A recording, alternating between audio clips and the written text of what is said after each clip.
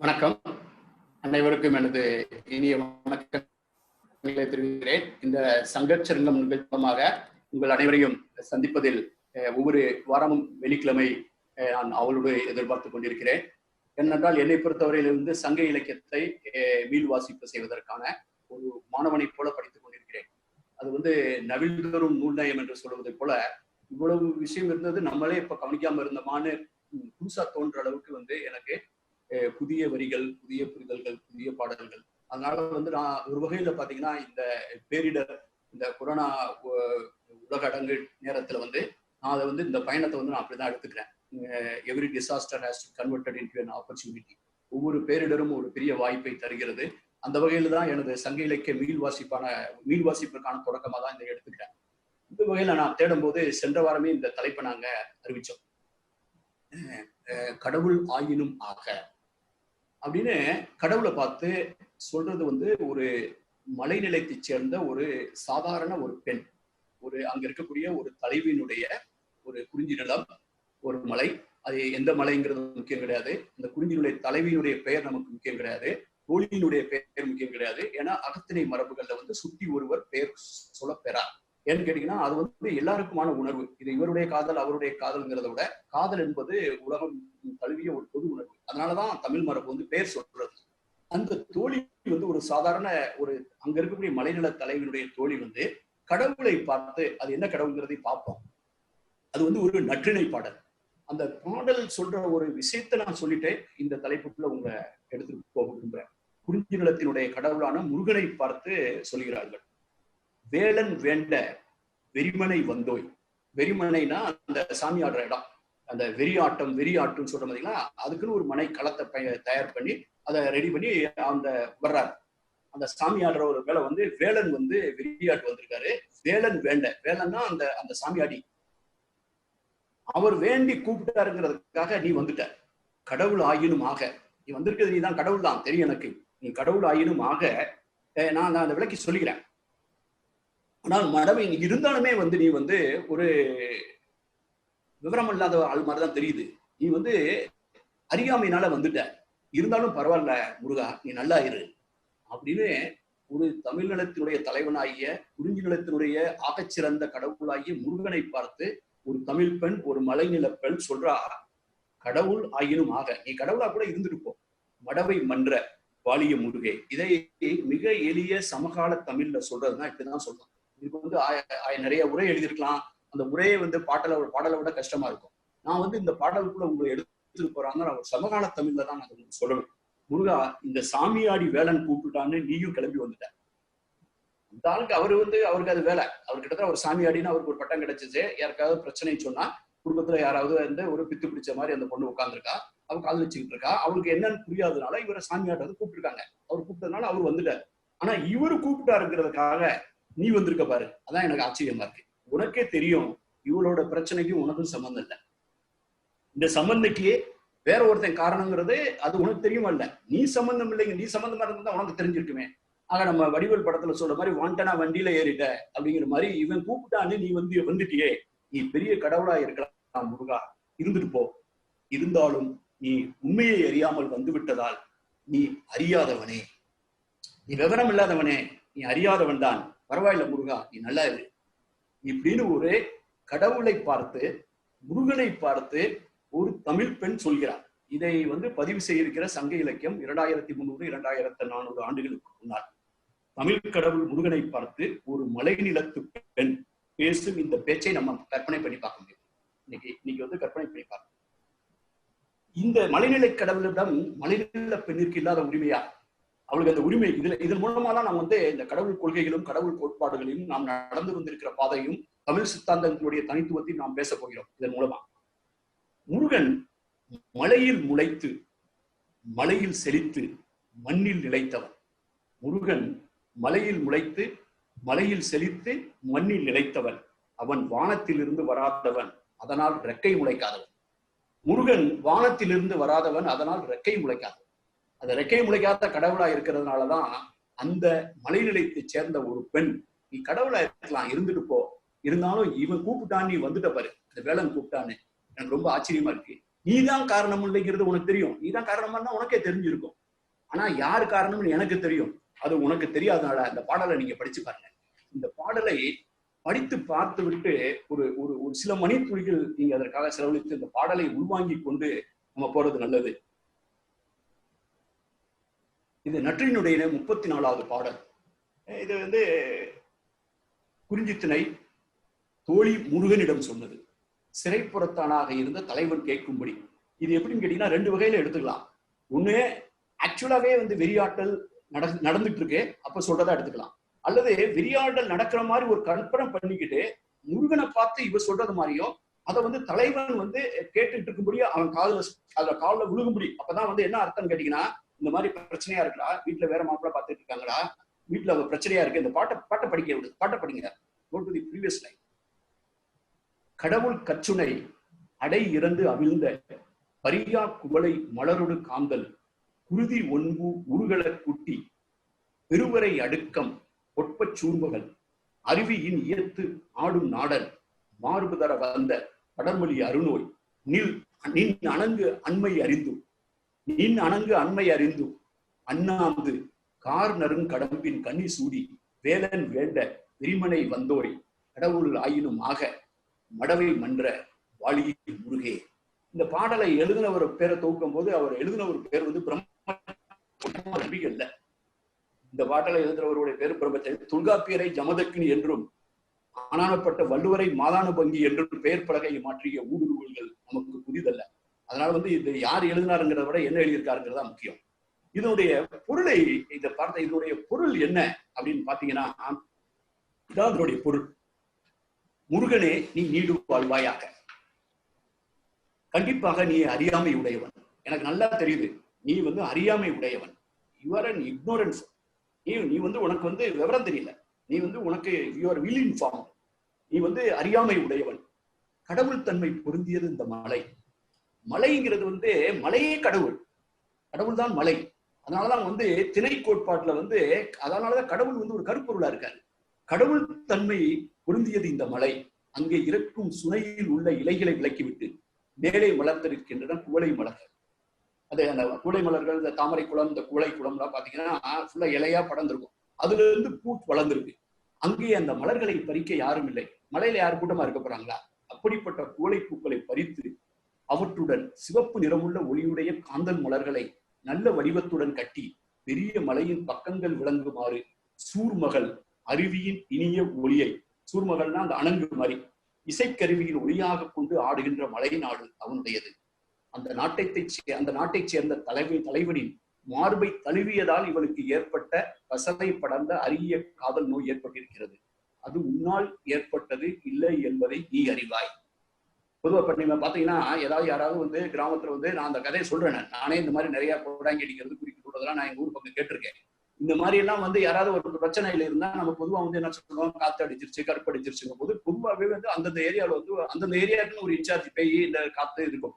அது மாதிரி மழை நிலத்துல வந்து பொதுவாகவே இந்த மாதிரியான பிரச்சனைகள் ஒரு மன சம்பந்தப்பட்ட அழுத்தமா இருந்துட்டு அந்த பொண்ணு வெளியில சொல்ல முடியாம இருந்துட்டு, இது அதுக்கு பேர் தான் களவுன்னு பேரு, களவு நெறின்னு சொல்லி. வெளியில தெரியாம பகல்லையா அவனை போய் பார்த்துட்டு இரவு அவன் வந்து பார்த்துட்டு இப்படி காதலிச்சுக்கிட்டு இருக்க காலத்துல இந்த பிரச்சனையை வெளியில தெரியா இருக்கிற காலகட்டத்துல வந்து இந்த மாதிரி வந்து யாரையாவது கூப்பிட்டு வந்து இவளை என்னமோ காத்தடிச்சிருக்கு, கருப்படிச்சிருக்குன்னு சொல்லி அப்போ வந்து வேலனை கூப்பிட்டு வந்து வெளியாட்டி அவளை வந்து ஒரு சாமியாட வச்சு ஒரு வழி பண்ணி விட்டா அவ சரியாயிடுவா. சில நேரங்கள்ல அந்த அவங்க போட்டு விடுற இதுல துணூறு அடிச்சு விடுறதுல சில நேரங்கள்ல மனசு மாறிடுறதும் உண்டு. இந்த மாதிரி ஏதாவது ஒரு வகையில பிரச்சனை இருக்கும். இல்லாட்டா உறுதியா இருந்தா ஏதோ ஒரு வகையில வந்து அவளுக்கு கல்யாணம் நடந்துடும். அந்த பையன் இந்த மாதிரி ஒருத்தனை விரும்புறான்னு சொல்லி. ஆக அப்படி அறிந்தும் மழைக்காலத்தில் நறுமணமான கடம்ப மலரை, இந்த வேலன் வந்து கடம்ப மலரை சூப்பிருக்கான். அதான் முருகனுக்கு விருப்பமான மலர். தலை நிமிர்ந்து அணிவிச்சிருக்கான். அவனுக்கு வந்து ஒரு பெரிய பெருமிதம் இருக்கு. நம்ம முருகனுக்கு வந்து ரெப்ரசன்டேட்டிவ். ஏன்னா ஊர்ல வந்து ஒவ்வொரு சாமிக்கு ஒரு சாமியாடி வச்சிருவான். இவன் பேர்ல மாரியாத்தா வரும், ஆண்டிமுனி வரும், முருகன் வரும்னா இவன் முருகனுக்குன்னு புரியுவேன் அந்த காலத்துல குறிஞ்சி நிலத்துல. அப்ப முருகனுக்கு இவன் மூலமாலாம் முருகன் வந்து பேசுவாருங்கும் போது இவனுக்கு ஒரு பெரிய தலை நிமிர்வா இருக்குல்ல. தலை நிமிர்ந்து அண்ணாந்து பாக்குறான். மலையை அண்ணாந்து பார்த்து முருகா வான்னு கூப்பிட்டோன்னே இவன் கூப்பிட்டா நீ வந்துட்டியே, எப்படி நீ வந்த, உனக்குதான் தெரியுமே நீ காரணம் இல்லைன்னு அப்படின்னு ஒரு தோழி சொல்றான். இதுக்குள்ள இருந்து எத்தனையோ விஷயங்கள் நம்ம வந்து இந்த பாடல் மூலமாகவும் இந்த உரையின் மீது நான் மேற்கோள் காட்டப் போகிற பாடல்கள் மூலமாகவும் சில உரையாடல்களை இந்த சமகாலத்தோடு தொடர்புபடுத்தி நான் உங்களோடு பேச விரும்புகிறேன். பண்டைய தமிழ் சமூகத்தின் இறை நம்பிக்கை என்ற கட்டமைப்பின் அடித்தளம் எது? அதன் தனித்துவம் என்ன? சங்ககால தமிழர்களின் கடவுள் கோட்பாட்டில் கடவுள்களுக்கும் மனிதர்களுக்குமான உறவு எத்தகையது? அதன் மூலமாக நாம் உள்வாங்கிக் கொள்ள தேவையான படிப்பினை என்ன? சங்ககால அகவாழ்வியலின், அதாவது காதல் வாழ்வியலின் எச்சமீச்சங்கள் எங்கே உள்ளன? அவற்றில் நாம் இழந்தது என்ன, ஏற்றது என்ன? இந்த நற்றிணை பாடல் நம் கண்முன் விரிக்கும் வாழ்வியலை நாம் சமகால கண்ணோட்டத்தில் மானிடவியலின் துணையோடு எப்படி மதிப்பிடலாம்? சங்க இலக்கியத்தை ஒரு தமிழாசிரியர்ங்கிற பார்வையிலேயோ ஒரு தமிழ் மாணவன்ற முறையில மட்டுமே பார்க்க கூடாதுங்கிறது என்னுடைய கருத்து. அதை வணிகத்தை படிக்கும் போது பொருளாதாரத்தை உள்வாங்கி பார்க்க வேண்டும். ஒரு மொத்தமா பார்க்கறாங்க, அது ஒரு மானிடவியல் இலக்கியம். It's an anthropological literature. அது மிகச்சிறந்த ஆவணப்பதிவு, ஒரு பெரிய பட்டறிவு களஞ்சியம். இதை சோசியாலஜி, சமூகவியல், மானிடவியல், பொருளியல், வாழ்வியல் மாதிரி நிறைய கண்ணோட்டங்களில், அறிவியல் ஆகிய நிறைய கண்ணோட்டங்கள்ல நம்ம சேர்ந்து ஒரு ஒட்டுமொத்த இன்டர்டிசிப்ளினரி ஸ்டடி தான் சங்க இலக்கியத்துக்கு தேவைப்படுது. இல்லைன்னு சொன்னா யானையை பார்த்த குருடன் பாரியோ ஒவ்வொருத்தவரும் ஒவ்வொரு பொருளை பிடிச்சுக்கிட்டு நாம் சங்க இலக்கியத்தை விட்டு விலகி எங்கேயும் வந்துட்டோம். இதை புரிஞ்சுக்கிறதுக்கு நம்ம தமிழ் மரபுல கடவுள் யாரா இருக்காரு அப்படிங்கிறத நம்ம பார்க்கணும். கடவுள் ரெண்டு வகையா பார்க்கலாம். பொதுவா நீங்க பெரிய மதங்கள் பாத்தீங்களா, கிறிஸ்தவ மதம், இஸ்லாமிய மதம், இந்த மாதிரியான பெரிய மதங்கள், அதாவது மோனோதிஸ்டிக் சொல்லுவாங்க. அவங்க அந்த மதத்தில் இறை நம்பிக்கை உள்ளது. அவங்க பொறுத்தவரையில வேற ஒரு மதம் இல்லை, தன் மதம் வேற எந்த மதத்தோடு சம்மதம் இல்லை. இப்படி இருக்கிற மாதிரி இந்த எதுலையுமே அது இந்து மதமா இருக்கட்டும், அல்லது இஸ்லாமிய மதமா இருக்கட்டும், கிறிஸ்தவ மதமா இருக்கட்டும், ஒரு படைப்பு கடவுள் அப்படின்னு ஒருத்தர் இருப்பார், அதாவது கிரியேட்டர் அப்படின்னு ஒரு இருப்பார். ஆனால் தமிழ் சமூகத்தை நீங்க சங்க இலக்கியம் தான் தமிழ் இலக்கியத்தினுடைய ஆகச்சிறந்த தொன்மை இலக்கியங்களை யாருக்காவது சந்தேகம் இருக்க முடியுமா? அந்த ஐயம் இல்லாமல் நீங்க சங்க இலக்கியத்துல நிறைய கடவுள் வருவாங்க. சங்க இலக்கியத்துல இந்த முருகனே வேற வடிவத்திலையும் வருவார். 3 வகையான முருகன் நீங்க அதிலேயே பார்க்கலாம். அது திருமால் வருவாரு. சில இடங்கள்ல மிகச்சிறந்த சில இடங்களில் குறிப்பிடப்பட்டிருக்கும். பரிபாடல் போன்ற இலக்கியங்களில் சிவன் குறிப்பிடப்பட்டிருப்பாரு. இந்த மாதிரி நிறைய கடவுள்கள் குறிப்பிடப்பட்டிருப்பாங்க. ஆனாலும் அதையெல்லாம் தாண்டி அதனுடைய வேறு என்று அடையாளம் காணப்படும் போது சமய கோட்பாடு அல்லது நம்பிக்கை கோட்பாடு வரும்போது இது திணை சார்ந்து, நிலம் சார்ந்து இயங்குகிறது. அந்த நிலம் சார்ந்து, திணை சார்ந்து இயங்குகிற தமிழ் மரபில் ஒரு நிலத்திற்குரிய பண்புகளில், கருப்பொருள்களில் பட்டியலிடப்படுகிற ஒரு பட்டியலில் வருகிற முதல் பொருள் தான் தெய்வம். அதாவது தொல்காப்பியர் சொல்லும் போது தெய்வம் உணாவே மா மரம் புல் பறை செய்தி யாழில் அப்படின்னு பகுதியோடு அவ்வகை பிறவும் அப்படின்னு எக்ஸட்ரா அப்படின்னு முடிச்சுவார். இதுல நச்சினார்க்கினியர் இளம்பூர்ணர் பூ அப்படிங்கிறது அது சேர்த்து விடுவாரு, நீர் அப்படிங்கிறத சேர்த்து விடுறாரு. நச்சினார்க்கினியர் ஊருங்கிறதை சேர்த்து விடுறாரு. அதுக்கு பின்னால 12ஆம் அல்லது 13ஆம் நூற்றாண்டுல வரும்போது இந்த லிஸ்டையே பெருசாகிட்டே போறாங்க. இதுல மேலும் உயர்ந்தோர் தாழ்ந்தோர், ஏன்னா மக்களையே ரெண்டா பிரிச்சு இதே ஒவ்வொரு நிலத்திலையும் உயர்ந்தவன் ஒருத்தன் இருக்கான், தாழ்ந்தவன் ஒருத்தன் இருக்கான் அப்படின்னு பிரிச்சு விட்டு, அப்புறம் யாழ் அப்படிங்கிற இசைக்கருவியும் அதுக்குள்ள சேர்த்து விட்டு மொத்தத்துல இப்ப 14 கணக்கட்டியிருக்கான். உரையாசிரியர்கள் சொல்றதெல்லாம் சேர்த்தீங்கன்னா 14. அது முதல்ல சொன்ன 8, அப்புறம் சேர்ந்த 3, அது கடைசியா வந்த 3, ஆக எல்லாம் சேர்ந்து 14 அப்படின்னு கணக்கு வச்சிருக்கோம். ஆனால் நீங்க இதுல எது சேர்த்தாலும் சரி, இந்த உயர்ந்தோர் தாழ்ந்தோர்ங்கிற விஷயத்தை பத்தி நம்ம பேசுவோம். ஆனால் ஒன்று மட்டும் இதில் உறுதி, கடவுள் என்பவன் ஒரு நிலத்தினுடைய கருப்பொருளாகத்தான் இருக்கிறான். அவன் படைப்பு கடவுள் இல்லை. அவன் அந்த நிலத்தில் இருக்கக்கூடிய மனிதர்களைப் போல, அங்க இருக்கக்கூடிய விலங்குகளைப் போல, அங்க இருக்கக்கூடிய பூவை போல, மரத்தை போல அந்த நிலத்தை சார்ந்து இயங்குகிறான். அதனாலதான் முருகன் அப்படிங்கிறத மலைக்கடவுள். ஏன் குன்றுதோர் ஆடல்கிறோம்? குன்றிருக்கும் இடமெல்லாம் குமரன் இருக்கும் இடம் ஏன்னு சொல்றோம்? ஏன் கடவுள் முருகன் நம்ம மலைக்கடவுளா பாக்குறோம்? ஏன்னா அவன் மலையோடு தொடர்புடையவன். மலையும் மலையும் மலையும் மழையும் மக்களும் கடவுள். நீங்க இந்த இதை நீங்க பாருங்க. மலைவான் கொள்க என உயிர் பழி தூய் மாறி ஆன்று மலை மேற்கு உயர்க என கடவுள் பேணிய குறவர் மக்கள். அந்த மலையில கொஞ்சம் கொஞ்சம் மழை பெய்யறது குறைவாயிடுச்சு. கொஞ்சம் அப்படின்னா என்னதான் வேட்டையாடி இருந்தா கூட மிருகங்களுக்கு தண்ணி குடிக்கிறதுக்கு தண்ணி குறைவா இருந்திருக்கும், காய்கனி எல்லாம் விளையாம இருந்திருக்கும். அப்படிங்கும் போது என்னமோ தப்பு நடந்து போச்சு அப்படின்னு சொல்லிட்டு இவங்க எல்லாம் உயிர் பலி கொடுத்து சேவலை, நான் திருநாட்டத்துல பாத்திருக்கேன், கோழிய சேவல் இந்த மாதிரி ஆட்டுக்கடா கெடாப்பட்டு இது மாதிரி பண்ணி மலைவான் கொள்க என உயிர் பலி தூய் மாறி ஆண்டு மலைமேற்கு உயர்க என கடவுள் பேணிய குறவர் மாக்கள். அந்த மலை நிலத்துல இந்த கடவுளை பேணியது வந்து யாருன்னு கேட்டீங்கன்னா குறவர் மாக்கள். அந்த குறவர் மாக்கள் வந்து பின்னால அந்த லிஸ்ட் போடும்போது தாழ்ந்தோர் லிஸ்ட்ல போட்டு வச்சிருக்காங்க. இந்த கடவுள் பேணிய குறவர் மாக்கள் பெயல் கண் மாறிய உவகையர் சாரல் உனைத்தினை அயிலும் நாட குறிஞ்சி குறவன் தாழ்ந்தோர் இல்லை. அணங்கொடு நின்றது. அந்த மலையே வந்து இந்த அணங்குங்கிற ஸ்பிரிட் இருக்கு பாத்தீங்களா, இந்த இந்த அணங்குங்கிற இந்த இந்த அந்த அந்த அந்த ஸ்பிரிட் என்று சொல்லப்படுகிற அந்த கடவுள் தன்மை மலைவான் கொள்கை என கடவுள் ஓங்கு வரை பேன்மார் வேட்டு எழுந்து கிளையுடு மகளும். ஆக மலையில் கடவுள் இருக்கிறான், கடவுளே மலையாக இருக்கிறது, மலையே கடவுளாக இருக்கிறது. அந்த மலைநில மக்களே அந்த கடவுளுக்கு உரியவனாக இருக்கிறார்கள். அவனே அவனை வேண்டுகிறார்கள், அவனே அவனை விரும்புகிறார்கள், அவனே அவனை தொழுகிறார்கள், அவர்களே அவனுக்கு உணவிடுகிறார்கள், படையலிடுகிறார்கள். இதுதான் இவர்களுக்கான அன்றாட தொடர்பு. அதனாலதான் வந்து மனிதன் பசித்திருந்தால் கடவுள் பசித்திருப்பான், மனிதன் நன்றாக உண்டிருந்தால் கடவுள் உண்டிருப்பான். ஆக வந்து கடவுள் அங்கு நெருக்கமா இருக்கான், அவங்களோடு சேர்ந்து இருக்கிறான். ஏன்னா அவங்க இருக்கிற இடத்துல கடவுள் இருக்காரு, கடவுள் இருக்கிற இடத்துல அவங்க இருக்கான். அதனால வித்தியாசம் இல்லாத இந்த உறவு வந்து மலையும் மக்களும் கடவுளும் இருக்காங்க. அடுத்து சில பாடல்களை இந்த சம்பந்தத்துல பார்த்துட்டு நம்ம மற்ற டீட்டெயில பேசுவோம். அடுத்து வந்து அடுத்த பாடலை பாருங்க. காதலில் பொய் சொன்னால் கடவுள் தண்டிப்பான். இப்ப களவு ஒர்க்கம் சொல்றது வந்து ஒருத்தன் திணைப்புணத்தை காக்குறதுக்காக ஒருத்தி வந்திருக்கா. நீங்க எல்லாம் ஒரிசா இந்த மாதிரி பஸ்தர் கடைசியில் நான் சொல்றேன், சத்தீஸ்கர்ல எல்லாம் இந்த மாதிரியான இந்த பாங்கர் கூட்டம் பாங்கியர் கூட்டம் அப்படிங்கிற மாதிரியான ஒரு மரபுகள் வந்து ஒரு ஒத்த ஒரு கிழவனும் கிளத்தியும் சொல்லுவாங்க சங்க இலக்கிய தொல்காப்பிய மரபுல. ஒரு தலைவனும் தலைவியும் சந்திக்கும் போது நான் உன்னை கட்டாயம் கல்யாணம் பண்ணிக்கிறேன் அப்படின்னு சொல்லி ஒருத்தன் வாக்குறுதி கொடுக்குறான். எங்க நின்று பாக்குறான்னா மன்ற மராத்த முதிர் கடவுள். கடவுள் வந்து மரத்துல இருக்காரு. சங்க இலக்கியத்துல நிறைய இடங்கள்ல வந்து கடவுள் உறையும் மரம்னே பேரு. கடவுளே மரத்துலதான் இருக்காரு.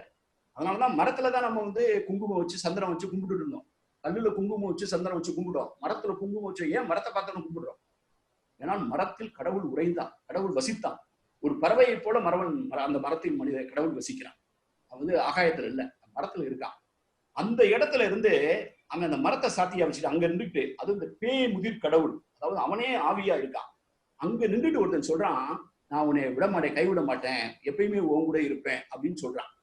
இப்ப வந்து அப்படி சொன்னவன் வந்து பணம் சம்பாதிக்கன்ட்டு வேற ஊருக்கு போயிட்டான். இப்ப அந்த ஊர்ல என்ன ஒரு நம்பிக்கை இருக்குன்னு கேட்டீங்கன்னா, இந்த மரத்திட்ட நின்று அல்லது இந்த மன்ற மராத்த பேமுதிர் வந்து எவனாவது இந்த மாதிரி யாரையாவது ஒரு பொண்ணை ஏமாத்திட்டான்னு சொன்னா அவனை வந்து கொடியோர் நினைச்சு இந்த பேய் தண்டிச்சிடும். பேய்னா பேன், அந்த கடவுள் ஆகிய அந்த ஆவியாகிய அந்த ஸ்பிரிட் தண்டிக்கும் அப்படிங்கிறது எல்லாருக்கும் நம்பிக்கை. இப்ப இவன் என்ன நினைக்கிறா, ஒருவேளை அந்த பேமுதிர் கடவுள் நம்மளை இவன் வந்து சொன்ன வாக்கு மீறி வேற ஊருக்கு போயிட்டான் அப்படிங்கிறத அவனை கொடியவன் நினைச்சிட்டு அவனை எதுவும் தண்டிச்சிருமோ அப்படின்னு தண்டிச்சா அவன் என்னுடைய காதலன் ஆச்சே, அவனுக்கு ஏதாவது ஆபத்தா என்ன ஆகுறதுன்ட்டு இவன் வந்து என்ன சொல்ற, கபிலர் எழுதுறாரு இந்த பாட்டை, அவன் கெட்டவன் இல்ல, கொடியர் அல்லர் என் குன்றுகளு நாடர் வசை பசந்தன்று முதலே எகிழ்தன்று தடமன் போலே, அது ஏன் தப்பு, நான் தான் அவன் கொஞ்சம் லேசா இங்க போயிருக்கான், கொஞ்சம் ஓவர் ரியாக்ஷன் பண்ணிட்டேன், எனக்கு தான் நெத்தி வேர்த்துருச்சு, எனக்கு தான் மனசு படப்படுத்துருச்சு, அதனால அவன் கெட்டவன் கிடையாது அப்படின்னு அவன் சொல்றான். ஏன்னா அவனை கெட்டவன் இவன் நினைச்சிட்டானா சாமியும் கெட்டவன் நினைச்சு அவனை தண்டிச்சிரும். காதலில் பொய் சொன்னால் கடவுள் தண்டிப்பார்.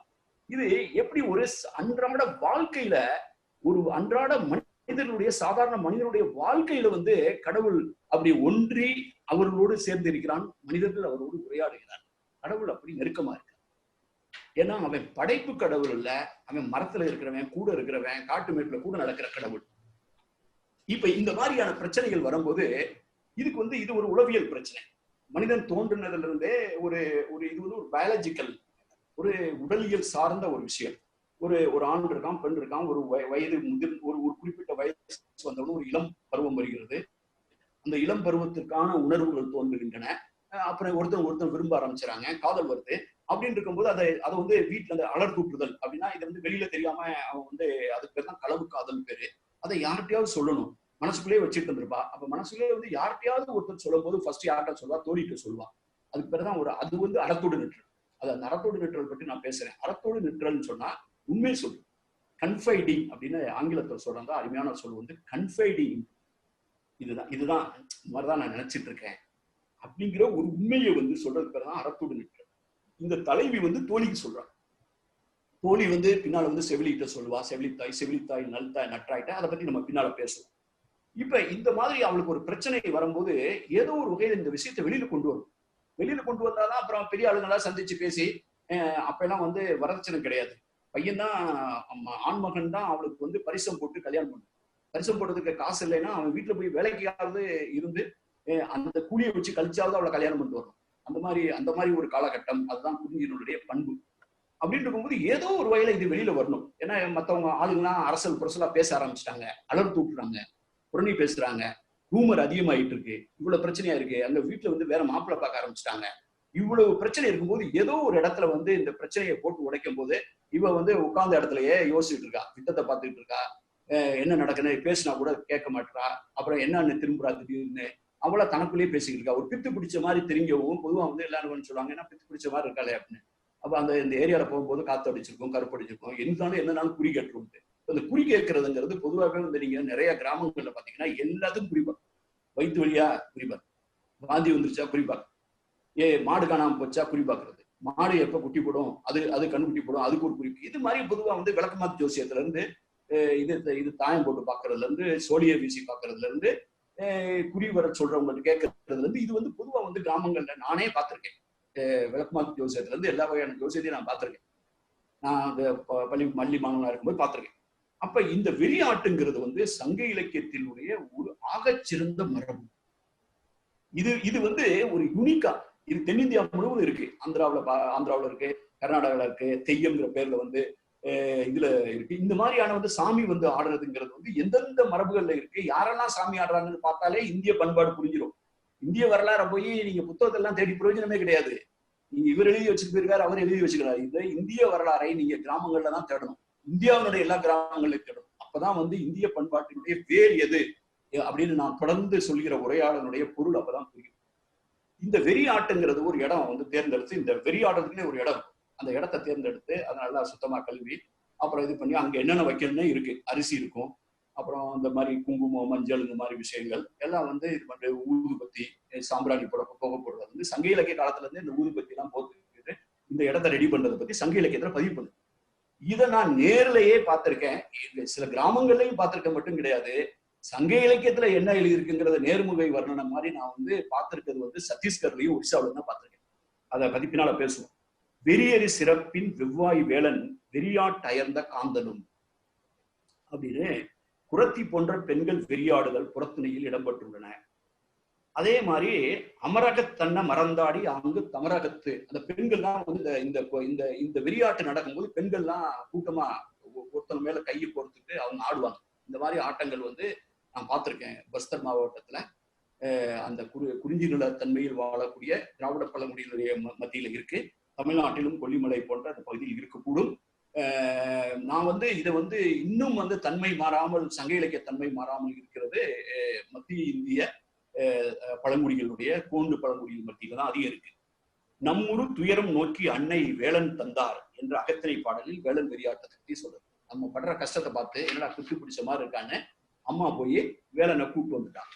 இந்த வெறியாட்டு களம் அப்படிங்கிறது வந்து இதுல முக்கியமான குறிப்பு அப்படின்னு சொன்னா, இதை வந்து படம் வரைந்து பாகம் குறிக்கன்னு சொல்லுவாங்க. நம்ம அறிவியல் புத்தகத்துலாம் படம் வரைந்து பாகம் குறிக்கன்னா, சங்க இலக்கியத்தை படிச்சுட்டு இங்க வேளன் வெறியாட்டுக்கு படம் வரைஞ்சு பாகம் குறிக்கிறாங்க. அந்த வெறியாட்டு களத்தை வரைஞ்சா அது ஒரு களம்.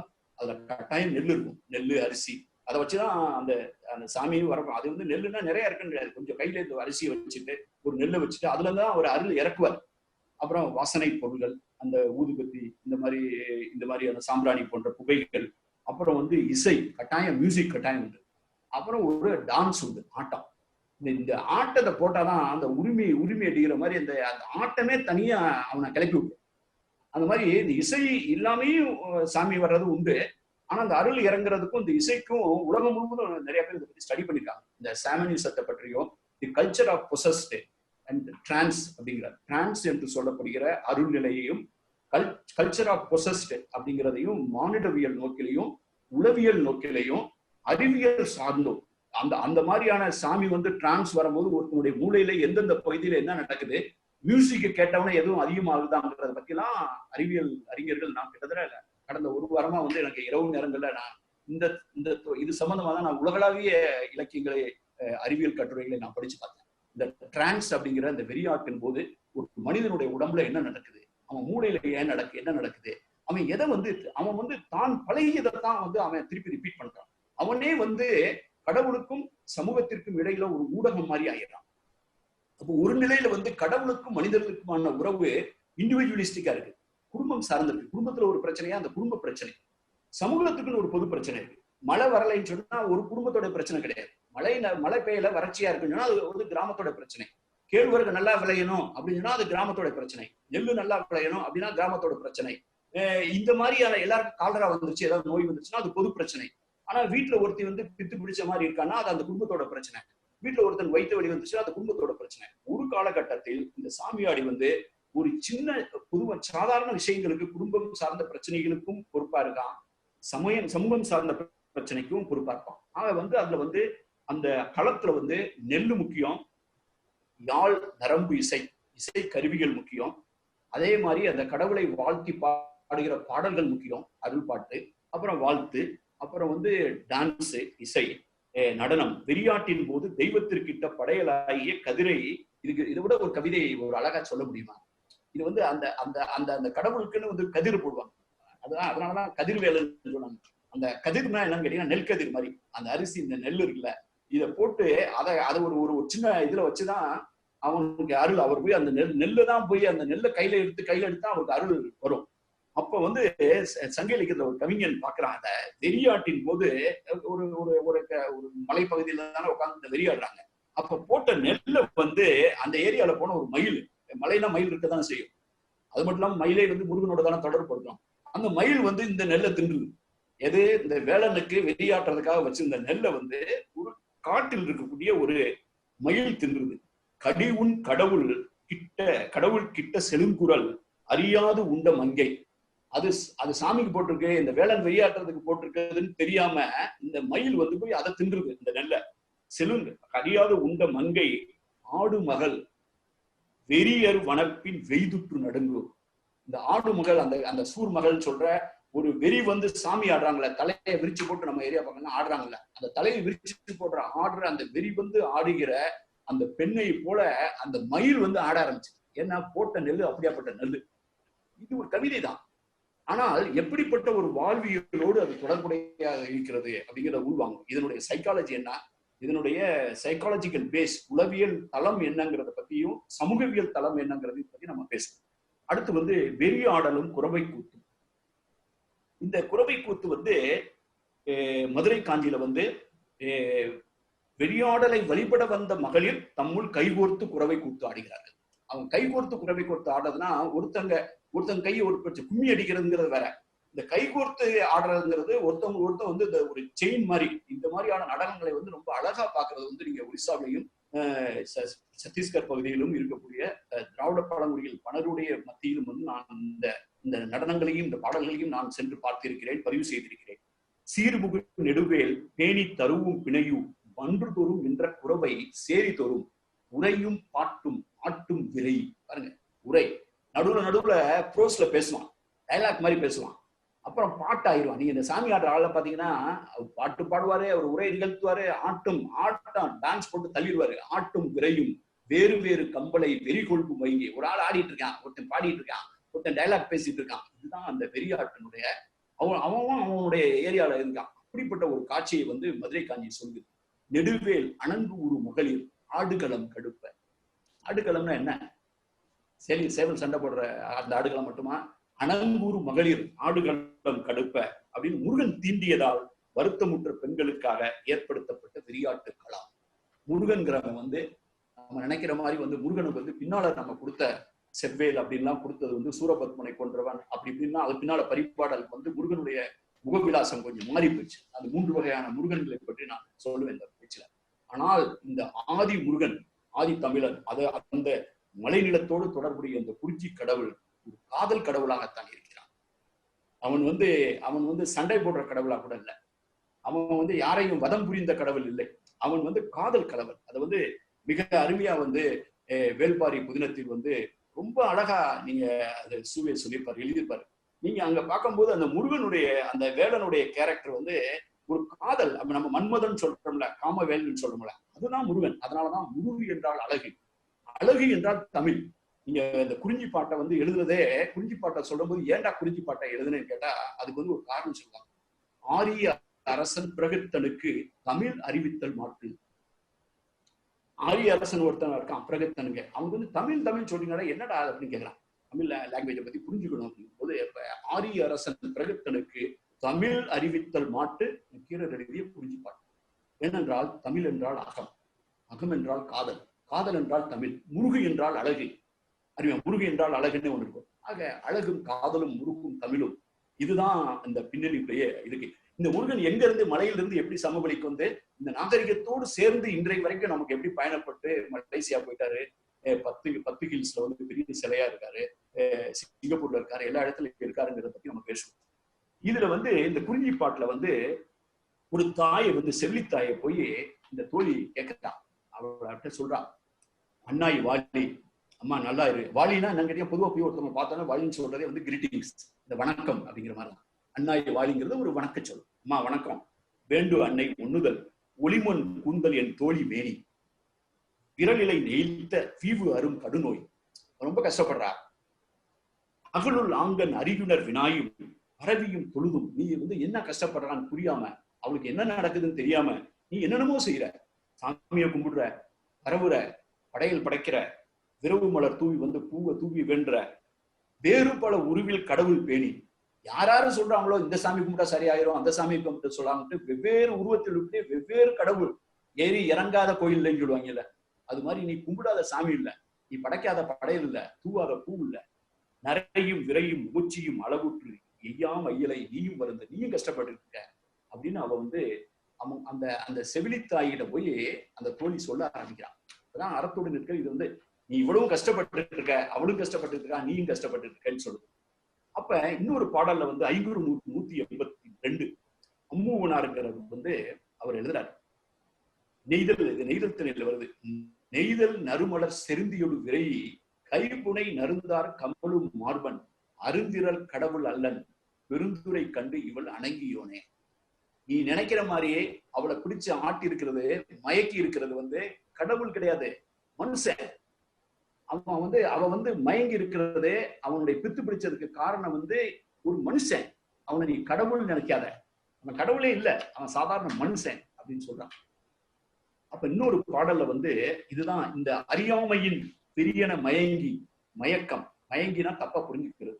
விரியன மயங்கினா இவனுக்கு வெறி பிடிச்சிருக்கு, இவனுக்கு பித்து பிடிச்சிருக்கு, பேய் பிடிச்சிருக்கு நீ நினைக்கிற. இந்த அறியாமைங்கிற சொல்ல வந்து நான் முதல்ல சொன்ன பாடல், அடுத்து சொல்ல முதல்ல ஒரு பாடல் பாட்டை எடுத்து பண்ணிட்டீங்களா, கடவுள் முருகனை பார்த்து எந்த சொல்லை பயன்படுத்தினாலோ அறியாமையை, அந்த அறியாமைங்கிற சொல்லையே பார்த்து தோழி தலைவியிடம் சொல்றான். அறியாமையின் வெறியன மயங்கி, அறியாமையின் வெறியன மயங்கி அன்னையும் அருந்துயர் உழந்தனல், அதனால் எய்யாது விடுதலோ குடிதே நிறை இதழ் ஆய்மலர் முன்கண் பசப்ப செய்மலை நாடன் செய்த நோயே. உனக்கு வந்திருக்க நோய் in her ignorance mother thinks that you, இது வந்து Vaidehi கற்பட்டுடைய மொழிபெயர். incurred in Murugan's wrath and she is very sad, not to tell her truth now is quite harsh. ரொம்ப கஷ்டப்படுறா அம்மா, இப்பயாவது உண்மை சொல்லிடுவோம். அறியாமையின் வெறியன மயங்கி, அது வந்து இக்னோரன்ஸ்னால. இதே சொல்லை சங்க இலக்கியம் ஒன்றும் தெரியாத ஒரு தாய்க்கும் பயன்படுத்துகிறது, கடவுளுக்கும் பயன்படுத்துகிறது. ஆனால் கடவுளுக்கு வந்து தான் காரணம் இல்லை என்று தெரிகிறது.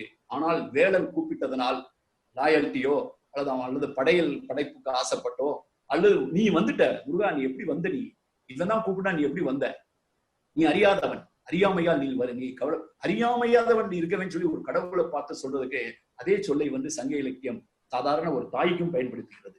இதுதான் வந்து மனிதருக்கும் கடவுளுக்குமான உறவுன்னு நான் நினைக்கிறேன். வந்து கடவுள் வந்து சங்க இலக்கியம் மனிதர்களிலிருந்து தூரத்தில் நின்றவன் அல்ல, அவர்களுக்கு இடையே வேறு எதுவுமே இல்லை. இதே மாதிரி இந்த கடவுளை வந்து அவங்க வந்து மகிழ்ச்சிப்படுத்தணும், அவங்களுடைய கோபத்துக்கு ஆளாகக்கூடாதுன்னு நினைக்கிறாங்க. அவங்களுக்கு சுத்தி நடக்கிற விஷயங்களுக்கு புரியல, ஆதி மனிதனுக்கு காரணம் புரியல. திடீர்னு மழை வருது, 2-3 வருஷம் மழை இல்லாம போயிருது. திடீர்னு வந்து கேழ்வரகெல்லாம் சரியா விளையல, திடீர்னு வந்து மிருகங்கள் குடிக்கிறது கூட தண்ணி இல்லை, வேட்டை கிடைக்க மாட்டேது, முயல் கிடைக்க மாட்டேது, மான் கிடைக்க மாட்டேது, திடீர்னு யாரும் உடம்பு சரியில்லாம செத்து போயிடுறாங்க. என்னென்னமோ நடக்குது. அவனுக்கு காரணம் புரியல. இப்ப இருக்கிறனா வந்து பார்த்துட்டு இது வைரஸ், இது பாக்டீரியா, இது வந்து ஏற்கனவே வந்து நம்ம மெட்டலர்ஜிக்கல் டிபார்ட்மெண்ட் வானிலை அறிக்கை, இடியுடன் கூடிய மழையோ, மழையுடன் கூடிய இடியோ மாதிரி நியூஸ்ல வந்து வாசிப்பாங்க. புயல் வரப்போகுதுன்னு 10 நாளைக்கு முன்னாலே தெரிஞ்சிருது. இதெல்லாம் தெரியாத காலம் தானே. இந்த மாதிரியான விஞ்ஞானம் இல்லாத காலத்துல மனிதன் என்ன செய்வான்? அவன் தன்னை சுத்தி நடக்கிற நிகழ்ச்சிக்கு வந்து ஏதோ ஒரு விஷயத்தை என்ன நடக்கிறதுன்னு புரியாத நாள் வந்து இந்த மலைக்கான ஒரு கடவுள். நீங்க நீலகிரி பக்கம் போய் பாருங்க. நீலகிரியில் இருக்கக்கூடிய மக்கள் அனைவருக்கும் வந்து அந்த அந்த அந்த உயர்ந்த சிகரம் தான் மலை. அந்த மாதேஸ்வரன் மலைதான், அந்த சிகரம் தான், உயர்ந்த சிகரம் தான் அவனுடைய கடவுள். அதான் கடவுள் இருக்கும் இடம் மலை. அங்க வந்து இந்த மாதிரி செய்யும் போது அந்த கடவுளுக்கு வந்து ஏதாவது பரிகாரம் பண்ணணும் அப்படிங்கும் போது ஒரு அருமையான நம்ம இப்பெல்லாம் நம்ம மதுரை பதிலாம் வந்து இந்த அலப்பறைன்னு சொல்லி ஒரு வேர்ட் சொல்லுவாங்க. பொதுவாக இந்த கிடா வெட்டுங்கிறது வந்து பொதுவாகவே வந்து சில பகுதியில் தமிழ்நாட்டுல வந்து கிட்டத்தட்ட அப்சஸ்ட். ஆக்சுவலி நீங்க கொங்கு நாட்டு பகுதியில போனாலும் சரி, மதுரை பக்கத்துல போனாலும் சரி, எனக்கு மற்ற இடங்களை பத்தி அதிகமா தெரியாது. அதெல்லாம் திரும்ப எனக்கு தெரிஞ்ச பகுதிகளை பற்றி அதிகம் நான் பேசுறேன். இந்த கெடா வெட்டுன்னு நம்ம சொல்றோம் பாத்தீங்களா, குறுந்தொகை 263ல பெருஞ்சாத்தனார் குறிஞ்சி திணையில தோழி தலைவியிடம் சொல்றான். சிறைப்புறத்தான தலைவன் அங்க நின்றுட்டு இருக்கான். அவன் காதல படியும் சொல்றான். இந்த இதுல வந்து நான் சிவப்பு எழுத்துல போட்டிருக்கேன். அந்த இது பாருங்க. மறிக்குரல் அறுத்து, மரின்னா வந்து சின்ன ஆடு, குட்டி ஆடு. அதான் ஆட்டு மரின்னு சொன்னா எப்பயுமே இந்த மாதிரி பலி கொடுக்கறதுக்கு வந்து சில நேரங்கள் வந்து இந்த குட்டி ஆடை சின்ன ஆடை கொடுப்பாங்க. அதுக்கு ஒரு மறிக்குரல் அறுத்து, அது குறவலை அறுத்து திணை பரப்பு பிரி, திணையில் அந்த ரத்தத்தை கலந்து இன்னைக்கு வரைக்கும் தமிழ்நாட்டினுடைய பல கிராம பகுதிகள் பார்க்கலாம். இன்னைக்கு வரைக்கும் நீங்க பஸ்தர்ல திராவிட பழங்குடியில் பார்க்கலாம். அந்த அறுத்து அந்த திணையிலையோ அல்லது அரிசியிலையோ அப்படி கலந்து அதுல பிணைவாங்க. செல் ஆற்று கவலை பல் இயங்கம் கரங்க தோற்றம் அல்லது நோய்க்கு மருந்து ஆகா வேற்று பெருந்தெய்வம் பலவுடன் வாழ்த்தி. இது இந்த மாதிரி வந்து ஆட்டை அறுத்து ரத்தத்தை திணையில போட்டு செல்லாற்று கவலை பல்லியம் கரங்க ரொம்ப துன்பத்தோட வந்து தோற்றம் அல்லது நோய்க்கு மருந்தாக கடவுள் இருக்காரு. அங்க அங்க அங்க வந்து குங்குமம் வச்சு சந்தனம் வச்சு ஒரு கல்லை நாட்டி கும்பிடுறாங்க. தோற்றம் அது கண்ணு தெரியுது. ஆனா அந்த தோற்றம் வந்து நோய்க்கு மருந்தாகாது. வேற்று பெருந்தெய்வம் பலவுடன் வாழ்த்தி, வேற்று பெருந்தெய்வம் உள்ளூர் சாமி, வெளியூர் சாமி. நீங்க சாமியிலேயே வந்து நீங்க பொதுவா பாத்தீங்கன்னா வந்து ஒரு பீரியடுக்கு ஏற்ற மாதிரி ஒரு பாப்புலாரிட்டி அதிகமாகி போயிட்டு இருக்கும். திடீர்னு வந்து நிறைய வந்து மாலை போட்டு நிறைய போவாங்க. அப்புறம் கொஞ்ச நாள் குறைஞ்சிரும். திடீர்னு வந்து சில ஒரு கோயில் வந்து ஃபேமஸ் ஆகும். அப்புறம் திடீர்னு ஒரு சாமி வந்து கொஞ்சம் குறைஞ்சிரும். திடீர்னு ஒரு சாமி வந்து பிரபலம் ஆகும். அப்படிங்கும்போது இந்த மாதிரி வேற்று பெருந்தெய்வம் அளவுடன் வாழ்த்தி பேய் குளியல் இவள் எனப்படுதல், எல்லாத்தையும் வாழ்த்துட்டு இவளுக்கு பேய் பிடிச்சிருக்கு அப்படின்னு வந்து எனப்படுதல். நூதக்கன்றே தோழி மால்வரை மலை விளையாடும் நாடனை விலையே ஆகிய இதன்கண் படவே அப்படின்னு சொல்லி இந்த இந்த வந்து ஆட்டை பலி கொடுக்கிறத பத்தி இவர் பேசுறான். ஆக இந்த பின்னணியில் இப்படிப்பட்ட வெறியாடல், ஒரு ஒரு பெண் வந்து காதல் நோயில் வருந்துது, அதனால் அவளுக்கு ஏற்படக்கூடிய உளவியல் சார்ந்த பிரச்சனைகள், அதனால் ஏற்படுகிற ஒரு பித்து பிடித்த போன்ற ஒரு மனநிலை, அதற்கு காரணம் என்னவென்று புரியாத குடும்பத்தினுடைய பிரச்சனை, இதை எல்லாம் பின்னணியில வச்சு இந்த சுரங்கத்திலிருந்து அரங்கத்திற்காக நான் இது வந்து பொதுவாக சுரங்கத்திலிருந்து அரங்கத்தை வந்து நான் இறுதியில் சொல்வது உண்டு. நான் இன்று குறிப்பாக வந்து இந்த உரையின் நடுவில் சொல்லி திருப்பி அதிலிருந்து நான் தொடர விரும்புகிறேன். சுரங்கத்திலிருந்து அரங்கத்திற்கு நான் கொண்டு வர விரும்புகிற பாட்டு வந்து குறுந்தொகை 362. முருகு அயர்ந்து உவந்த முதுவாய் வேல சினவல் ஓம்புமதி வினவுது உடையன்.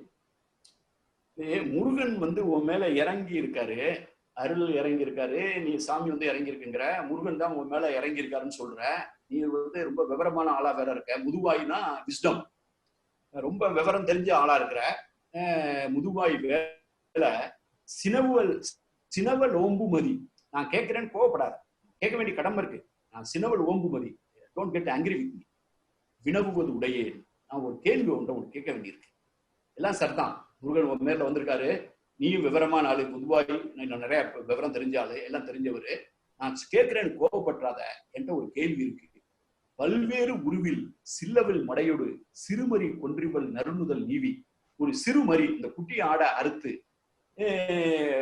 அந்த அறுத்து அந்த ரத்தத்தை கொண்டு போய் இவளுடைய நெத்தியில, இது மாதிரி இங்க இப்பயும் இந்த மாதிரி பலி கொடுக்கும் போது அந்த அந்த அறுத்து அதை வந்து நெத்தியில தடவுவான்.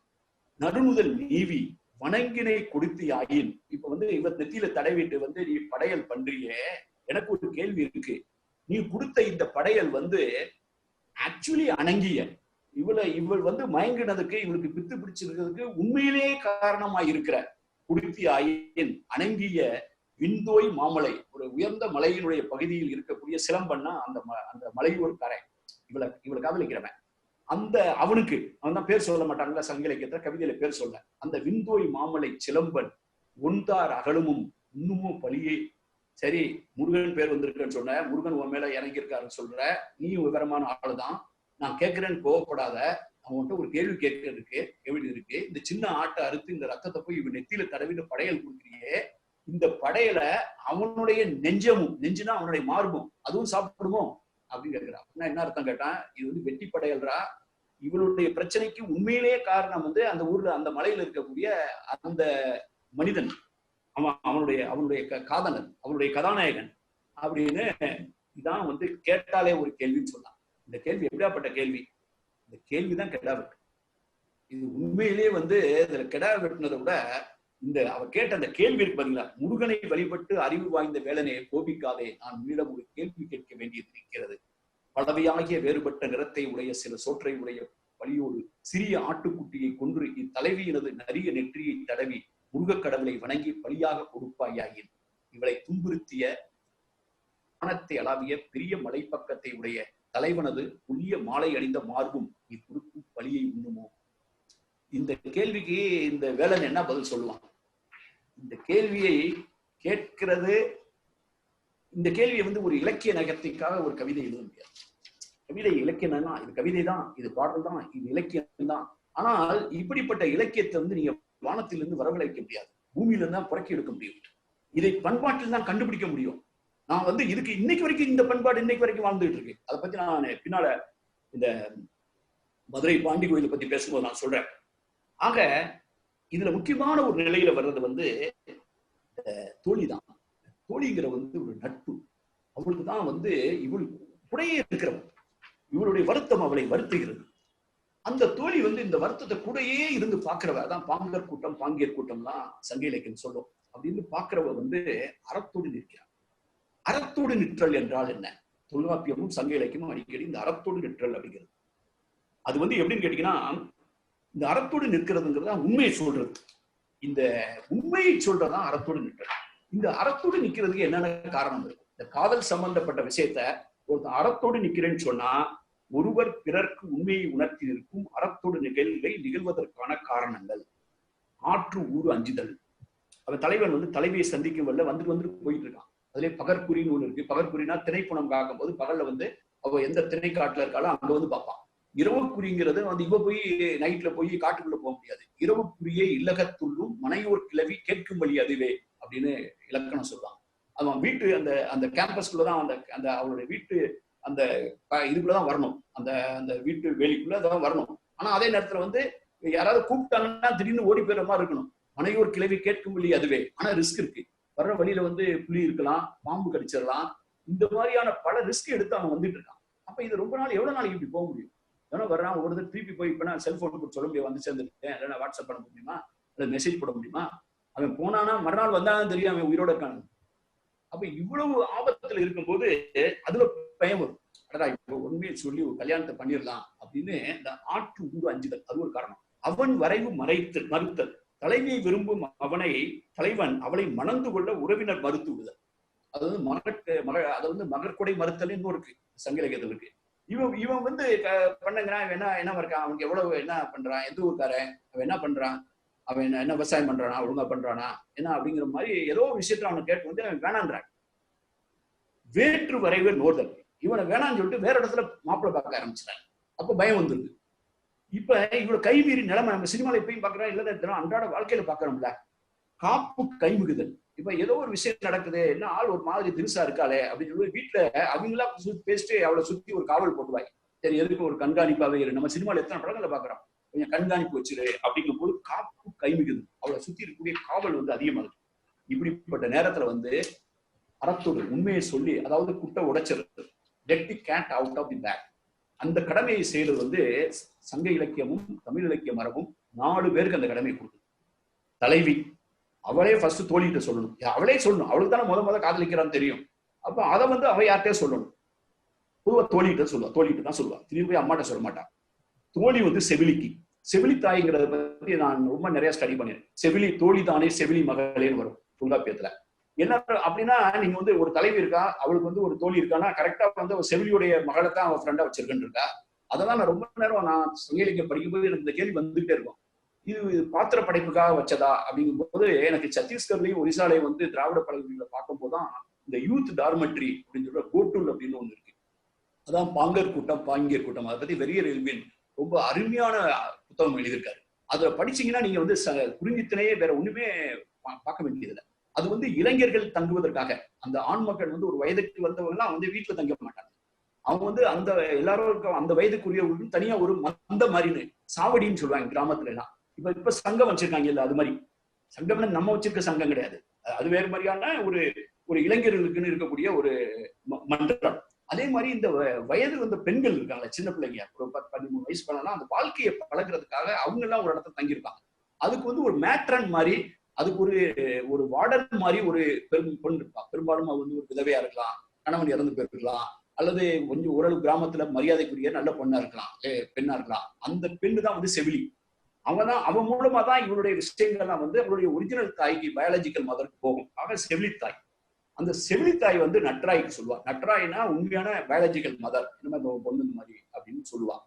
அதுக்கு பின்னால அம்மா வந்து தந்தைக்கும் தன்னைக்கும், தன்னைனா அண்ணன் தம்பி, தந்தைனா அவளுடைய கணவன், இவளுடைய தந்தை, இவளுடைய அண்ணன் தம்பி, இவங்க சாப்பிட்டுக்கிட்டு இருக்கும் போது முன்னத்தின் உரைக்கும். அதுக்காக வந்து தாய் போய் திடீர்னு வந்து இவன் இந்த மாதிரி இந்த மலையை சேர்ந்த இவனோட வந்து இவன் வந்து தொடர்புல இருக்கா அப்படின்னு சொல்லி காதல் பண்றான்னு சொல்ல மாட்டேன். வயசாகிக்கிட்டே போகுது, நீங்க சினிமாவில் பார்த்து சோறு போட்டுக்கிட்டே தான் சொல்லுவாங்க, வயசாகிக்கிட்டே போகுது அப்படிங்கிறது வந்து தந்தைக்கும் தன்னைக்கும் முன்னத்தின் உரைக்கும். தமிழ்ல எப்படி சொல்லுவோம், முன்னத்தின் உரைக்குன்னா குறிப்பா சொல்லுவோம்.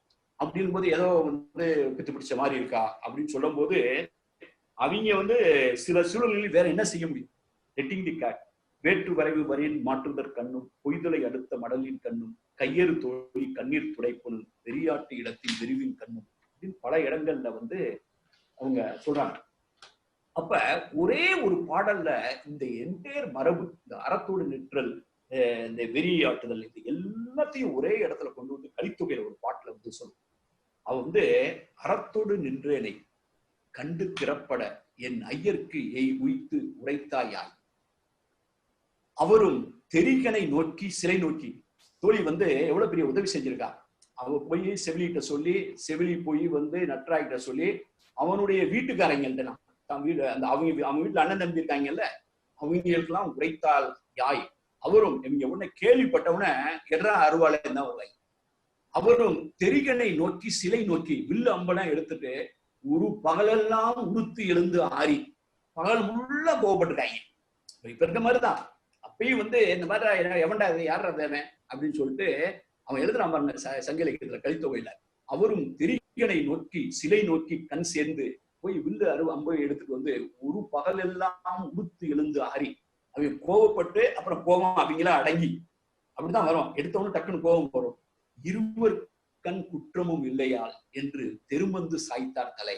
2 பேரு மேலையும் தப்பு இல்ல, இருவர் கண் குற்றமும் இல்லையால், இது இயல்பு தானே. அவன் எவ்வளவு பண்பா சிந்திச்சிருக்காங்க பாருங்க. எடுத்தோன்னு கோபம் வருது, அருவாளை தூக்குறான், அவன் தான் வில்ல தூக்குறான், அப்புறம் ஒரு பகல்லாம் யோசிச்சுட்டு இருவர் கண் குற்றமும் இல்லையால் தெருமந்து சாய்த்தார் தலை, தெரியலாய் நீயும் நின் கேளும் புணர வரையுறை தெய்வம் உவப்ப உவந்து குறவை தெளியாம் ஆடக்குறவையில் குண்டு நிலை பாடிக்கான். இந்த சந்தோஷத்தை நீ பாடு, நான் ஆடுகிறேன். அதான் திருவள்ளுவர் சொல்லுவாரு, நட்பிற்கு வீற்றிருக்க யாதலின் பொற்பின்றி கொள்ளும்பாய் ஒன்றும் நிலை. நட்புங்கிறத என்னன்னு கேட்டீங்கன்னா, எந்த நேரத்திலையும் கஷ்டம் வர நேரம், நல்ல நேரத்திலையும் கெட்ட நேரத்திலையும், கஷ்டம் இருக்கும் போதுலையும் கூடையே இருக்கிறதா நட்பு. இந்த மாதிரிதான் அந்த தோழியினுடைய கேரக்டர் வந்து சங்க இலக்கியம் ரொம்ப சொல்லுது. அந்த தோழி தானே, நான் கொஞ்சம் விரைவா போலான்னு நினைக்கிறேன். இது வந்து நமது மண் வந்து இன்னைக்கு வரைக்குமே வந்து ஒரு சாமியாடி மண். இது நம்ம மண் மட்டும் கிடையாது. இதுதான் ஆப்பிரிக்காவுல, இதுதான் மாயன் சிவிலைசேஷன் பெருவுல, தென் அமெரிக்காவுல, இதுதான் வந்து மத்தியதரை கடல் எந்த இடத்துலையும் மனிதர்கள் வந்து இன்னைக்கு இந்த பிராகுய் இந்த சிந்துவெளியை தாண்டி கீர்த்தார் மலை, பலுச்சிஸ்தான் மலையில இருக்கக்கூடிய அதை நான் பர்பஸா போய் தேடி பார்த்தேன். அந்த பகுதியில எல்லா இடங்களிலும் மனிதர்கள் வாழ்ந்த பகுதியெல்லாம் இந்த மலை மக்களுக்கு வந்து தங்கள் வாழ்க்கைக்கு கிடைக்காத விடைகளுக்கெல்லாம் அவர்கள் தன் கண்ணுக்கு தெரியாத சில சக்தியின் மீது, அதாவது மலைனா மலை தெய்வம், மரம்னா மரத்தில் இருக்கும் தெய்வம், கடல்னா கடல் தெய்வம், காடுனா காட்டில் உறக்கும் கடவுள். ஆக அந்த நிலத்தோடு தொடர்புடைய ஏதோ ஒரு அமானுஷ்யமான ஒரு விஷயத்துக்கு அஞ்சி இருக்கிறார். அவங்க பயந்திருக்காங்க. அந்த பயத்தின் காரணமாக தான் அவர்கள் வந்து அவங்களுக்கும் இந்த கடவுளுக்கு நடுவில் ஒரு மீடியம் தேவைப்படுது, ஒரு ஊடகம் தேவைப்படுது. இப்ப எல்லாருனாலையும் ஹேண்டில் பண்ண முடியல. அப்போ வந்து பொதுவாகவே இந்த சாமியாடிகளை பற்றி நான் வந்து கிட்டத்தட்ட நிறைய படிச்சேன்.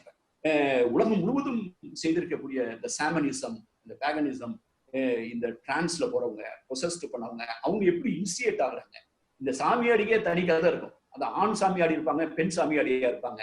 அந்த ஆண் சாமியாடி பெண் சாமியாடி இருக்கும்போது பொதுவாகவே அவங்களே வந்து ஒரு பிரச்சனைக்கு ஆளாயிருப்பாங்க. அவங்களுக்கு கனவுல யாரோ வரும். இதை பத்தி நான் ஒரிசாவில எல்லாம் வந்து நிறைய ஸ்டடி பண்ண போது ஒவ்வொரு பழங்குடியிலையும் பார்க்கும்போது பழங்குடி இருப்பான், அவன் அந்த பொண்ணுடைய கனவுல வந்து தொடர்ந்து ஒரு பேண்ட் போட்ட சாமி வந்துகிட்டே இருக்கு. ஆனா அவங்களோட சம்பந்தம், அந்த பழங்குடிக்கு சம்பந்தம் இல்லாத ஒரு வேற்று சாமி வந்து கனவுல வந்துகிட்டே இருக்கு. அது பேண்ட் போட்டு இதை பத்தி பதிவே பண்ணிருக்காங்க. அது எப்படி அந்த அம்மா வந்து எப்படி சாமியாடி ஆச்சு. அதே மாதிரி இந்த பழங்குடி பகுதியில் வந்து ஒரு பொதுவாக அந்த சாமியாடி ஆகிறவங்களே பொதுவாக வந்து ஃபர்ஸ்ட் அந்த பித்து நிலைமைக்கு போய் மனநிலைக்கு போய் அவங்களே சாமியா அவங்களுக்கு வந்து யாராவது ஆட்கொண்டு அதுக்கு சரியா சாதாரணமா கல்யாணம் ஆகி செட்டில் ஆனவங்க இருக்காங்க. ஒரு வெறியறிவின் ஒரு கேஸ் ஸ்டடி இன்னொருத்தர் குமாங்கோன்னு ஒருத்தர் வந்து ஒரு கேஸ் ஸ்டடி பதிவு பண்ணியிருக்காரு. அதுல வந்து ரொம்ப அருமையான இன்ட்ரெஸ்டிங் ஸ்டோரி. ஒரு அம்மா வந்து ஒரு ஆள் வந்து ஒரே நேரத்துல வந்து கல்யாணம் ஆயிடுச்சு. அதே நேரத்துல வந்து இன்னொரு வேற்று பாதாள லோகத்துல இருந்து வரக்கூடிய ஒரு பேய் மாதிரி இருக்கக்கூடிய ஒரு ஸ்பிரிட்டோடையும் அவர் முதல்ல பிடிச்சிருது. அதுக்குனால கல்யாணம் பண்றாரு. இந்த அம்மாவோட 4 குழந்தை இருக்கு, அந்த பேயோட அவருக்கு 2 குழந்தை இருக்கு. அது வந்து பால் கொடுத்துட்டு அது பாதாளத்துக்கு போய் இன்னும் அப்படி நம்பிக்கிட்டே இருக்காரு. ஆக இது வந்து ஒரு உளவியல் பிரச்சனை. இந்த உளவியல் பிரச்சனை வந்து நீங்க கேரளாவில தெய்யம்பாங்க, வேலன் வெறியாட்டுன்னு தமிழ்நாடுல சொல்லுவோம், தென் கர்நாடகத்துல கோலான்னு சொல்றாங்க, ஆந்திராவோட வந்து அரங்கம், ஆந்திராவோட பேரு அரங்கம், எக்கேடம் கூட பேரு. இவையெல்லாம் வெறியாட்டின் பல்வேறு வகைகள். நீங்க எல்லாம் அந்த சத்தீஸ்கர் ஒடிசாவிற்கு வந்தால் நீங்கள் சாமியாடி அதை மட்டும் நீங்க பாத்தீங்கன்னா சங்க இலக்கியத்துக்கு உரை எழுதுன மாதிரி இருக்கும். அதே மாதிரி இது மாதிரி நான் நிறைய விஷயங்களை பார்த்திருக்கேன். மதுரையில எல்லாம் வந்து மதுரைக்காரங்களுக்கு தெரியும், மதுரையில வந்து வடக்கு பகுதியில் வந்து மேலமடைன்னு ஒரு ஏரியா இருக்கு. அங்க வந்து ஒரு பாண்டி கோயில் ஒண்ணு இருக்கு. இப்ப அதை வந்து கிட்டத்தட்ட ஒரு இப்ப நிறுவனம் ஆயிட்டு இருக்கு. அப்ப எல்லாம் எங்களுக்கு வந்து பாண்டின்னு தான் தெரியும். பாண்டி, அப்புறம் பாண்டி முனி, பூசாரி பாண்டின்னுவாங்க. இப்ப பாண்டி முனீஸ்வரன் போட்டு ஜடா முனீஸ்வரன் ஒரு மாதிரி இருக்கு. ஆனா அது வந்து ரொம்ப பாப்புலரான வெள்ளிக்கிழமை, செவ்வாய்க்கிழமை, ஞாயிற்றுக்கிழமை இந்த மாதிரி கூட்டம். 200 கடா வெட்டு, 400 கடா வெட்டு, 500 கடா வெட்டுன்னு. அன்னைக்கு வெள்ளிக்கிழமை எல்லாம் பாத்தீங்கன்னா நான் படிச்சிட்டு இருக்கும் போது ஒரு தடவை பாண்டியன் போக்குவரத்துல இந்த பிஆர்சி சொல்றது பஸ்ல போகும்போது டவுன் பஸ்ல போயிட்டு இருக்கும்போதே சாமி வந்துடும் சிலருக்கு. அது வந்து ஒருவேளை எனக்கு வந்து உளவியல் ரீதியில அதுவே ஒரு பெரிய தற்காப்பு மாதிரி. இந்த மாதிரி பாண்டி முனிலாம் சாமி வந்து இறங்குற யாரையும் லேடி எவனும் தொந்தரவே பண்ண மாட்டான். இது ஒரு வகைக்கு அவங்க பக்கத்திலேயே பயப்படுவாங்க. ஒரு அம்மா வந்து கண்டக்டர்கிட்டே டிக்கெட் வாங்கும்போது டக்குன்னு நாக்க துருத்திட்டு அவரை போய் பார்க்கும்போது டிக்கெட் எடுத்து பாண்டி, டிக்கெட் எடுத்து அந்த அம்மா வந்து நாக்க துருத்திட்டு அப்புறம் வந்து அறல இறக்கி விட்டு தான் டிக்கெட் எடுத்தாங்க. இதெல்லாம் நாங்க நிறைய வேடிக்கை பார்த்துட்டோம். ஒரு அருமையான ஒரு அங்க எப்படின்னு கேட்டீங்கன்னா, இந்த பாண்டி முனியுடைய இதை படிச்சீங்கன்னா இது முருகன் எப்படி முகம் மாறுனுச்சு, ஒருவேளை ஃபியூச்சர்ல வந்து பாண்டியை எப்படி கொண்டு போறதுக்கு வாய்ப்பு இருக்குங்கிறதுக்கு ஒரு பேரலல் ஸ்டடி, கேஸ் ஸ்டடி மாதிரி. இந்த வேலன் வெறியாட்டு மரபு இன்னும் தமிழ்நாட்டினுடைய பல கிராமங்களில் வேறு பெயரில் வெவ்வேறு வகையில் அது வந்து ஒரு ஒரு ஒரு குடும்பம் சார்ந்ததாக ஒரு இண்டிவிஜுவலா இல்லாம ஒரு சமூக நிகழ்ச்சியாகவும் சமய சடங்காகவும் சமூக சடங்குமாகி இன்னைக்கு சாமியாடிகள், பூசாரிகள் இவங்க தொடர்ந்தா இருக்கு. அதனுடைய ரொம்ப முக்கியமா இருக்கிறது இந்த பாண்டி வரலாறுலாம். நீங்க வந்து அந்த வரலாறு பார்த்து 100 வருஷம், 200 வருஷம், 300 வருஷம் சொல்லலாம். ஆனா இந்த பாண்டி இந்த மாதிரியான விஷயங்களுடைய தொடக்கம் வந்து சங்க இலக்கியத்துக்கு முன்னால முதல் சங்கம், இடைச்சங்கம், அது வந்து எனக்கு தெரியல சிந்துவெளி பாண்டியா கூட இருக்கலாம். அது தொடர்ந்து நம்மோடு இயங்கி கொண்டிருக்கிறது. ஆனா அந்த பாண்டி எப்படி உருமாறுங்கிறதுக்கு இப்பயே அதுக்கான அடிச்சுவடுகள்லாம் வர ஆரம்பிச்சிருச்சு. அது குடும்பத்துல இருக்கவங்க பூசாரி இருந்து கடைசியில வந்து இவ்வளவு பேர் வந்து 500 ஆடு வெட்டி, 400 ஆடு வெட்டி கிடா வெட்டு போட்டு இருக்கும் போது இப்பதான் படிச்சேன் நான். ஒரு இன்டர்நெட்ல போய் படிக்கும்போது தேடும் போது பாண்டி தேடும் போது திடீர்னு ஒரு ஸ்டேட்மெண்ட் படிச்சேன். பாண்டிக்கு காவலாக இருப்பது சமய கருப்பு சாமி, பாண்டி நிறைவேற்றி கோரிக்கைக்கு பிரதிபலனாக அந்த பாண்டியோட அவங்க வச்சிருக்க உறவு இருக்கு பாத்தீங்களா, கிட்டத்தட்ட பக்கத்துல இருந்து பேசுற சொந்தக்காரங்கிட்ட பேசுற மாதிரி பேசலாம். பாண்டி நீ என்ன செய்வோ தெரியாது, கோரிக்கை வைக்கிறதே சொல்றதை நான் ஒழுங்கா சொல்றதை செய், இல்லைன்னா அதாவது சாமிகிட்ட வந்து டிமாண்ட் பண்றது, பாண்டிகிட்ட டிமாண்ட் பண்றது உரிமையா, நீ சீக்கிரமே நிறைவேற்றி தரணும், இல்லைன்னா எனக்கு கோவம் வந்துருங்கிற அளவுக்கு சாமிகிட்ட வந்து உரிமையா பேசுவாங்க. இப்ப வந்து கடைசியில் என்னன்னு கேட்டீங்கன்னா, அந்த பாண்டி வந்து ஒரு சைவச்சாமி, அவருக்கு பொங்கல் படையல், நெய், பால், பன்னீர், சந்தன அபிஷேகம் தான் பாண்டிக்கு இஷ்டம். அதை மீறி பாண்டிக்கு எது கொடுத்தாலும் பக்தர்களின் இஷ்டத்தை ஏற்றுக்கொள்கிறார் பாண்டி அப்படின்னு ஒருத்தர் பேட்டி கொடுத்திருக்காரு. சரி, அது மட்டும் இல்லாம அந்த நீங்க கொடுக்குற அசைவத்தெல்லாம் சாப்பிடுறது அவருடைய அசிஸ்டண்டா இருக்கக்கூடிய இது இந்த கருப்பு தான். மற்றபடி இது வந்து சைவசாமி ஆயிட்டு இருக்குன்னு இப்ப ஆரம்பிச்சிருக்கு. முருகனுடைய வரலாறை நீங்க பாத்தீங்கன்னா கூட இந்த மூன்று முருகன்ல வந்து என்னுடைய பேராசிரியர் சண்முகம் பிள்ளை வந்து ஒரு முருகன் பற்றிய ஒரு பன்னாட்டு கருத்தரங்கில் ஒரு அருமையான ஆங்கில கட்டுரையை அவர் அளித்தார். அது வெளியாகி இருக்கிறது. அதுலேயும் வந்து பலரும் இதை பற்றி ஆராய்ச்சி பண்ணியிருக்காங்க. முருகனுடைய பல்வேறு நிலைப்பாடுகளை சங்க இலக்கியத்திலேயே வந்து ஒரு 3 வகையான முருகன்களை நம்ம பார்க்கிறோம். அதே மாதிரி வந்து இந்த சாமியாடிகள் பத்தி சுசமித்திரம் எப்படி வந்து திருநங்கைகளை பற்றி அவர் வந்து ஒரு அருமையான ஒரு புதினத்தை எழுதினாரோ, அதே மாதிரி வந்து சாமியாடிகள் அப்படிங்கிற பேர்ல வந்து சுசமித்திரம் ஒரு புக் எழுதிப்பார்.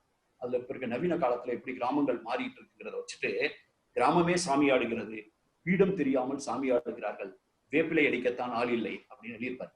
மதுரையில வந்து சாமியாடிகள் மூலமாக மனநோய்கள் தீர்க்கும் புதுமை மாவட்ட மனநில திட்டத்தின் மூலம் ஏற்பாடு அப்படின்னு இன்டர்நெட்ல போய் படிக்கும் போது ஒரு இந்த மாதிரியான மனநோய்களை தீர்க்கிறதுக்கு இந்த சாமியாடிகளுக்கே வந்து நல்ல முறையில சயின்டிபிக்கா ட்ரைனிங் கொடுத்தா அவங்க மூலமா தான் இந்த பிரச்சனையை அணுக முடியும். ஏன்னா இது வந்து ஒரு உளவியல் சார்ந்த ஒரு பிரச்சனையை அந்த காலத்திலிருந்து இவர்கள் இப்படி கையாண்டி இருக்கிறார்கள். இன்னொன்னு வந்து ஒரு நியூஸ் படிச்சேன். பெண்கள் சாமியாடி குறி சொன்னதால் 9 ஆண்டுகளுக்கு முன் காவிரியில் வீசிய அம்மன் சிலையை தேடும் மக்கள், இடைப்பாடி அருகே வினோதம் அப்படின்னு போட்டு ஒரு செய்தி போட்டு ஆளுங்க வந்து ஒரு வாரமா வந்து இன்ஜினியர்ஸ் எல்லாம் தேடிட்டு இருக்காங்க. ஒரு அம்மாவுக்கு இந்த சாமி வந்து சொல்லியிருக்கு, இந்த இடத்துல போட்ட சிலையை வந்து தேடி எடுங்கடாங்க.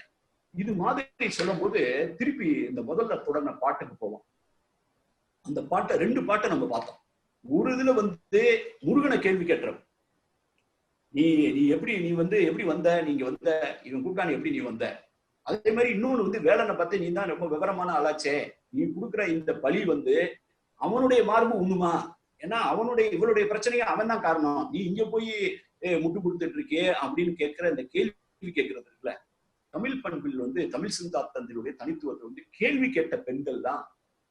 இது ஒரு மரபினுடைய தொடர்ச்சியை பார்க்கிறேன். இந்திய இலக்கிய மரபில், இந்திய சமூக மரபில் எனக்கு தெரிஞ்சு கேள்வி கேட்ட பெண்கள் வந்து அந்த காலகட்டத்தில் இலக்கிய படைப்பாகவும் காப்பிய தலைவிகளாகவும் வந்தது வேறு எந்த மரபுலையும் கிடையாது. ஒரு கண்ணகியுடைய நான்மான கூடல் மகளிரும் மைந்தரும், அந்த அதுல வந்து அருமையா எழுதியிருப்பார் இளங்கோவியர்.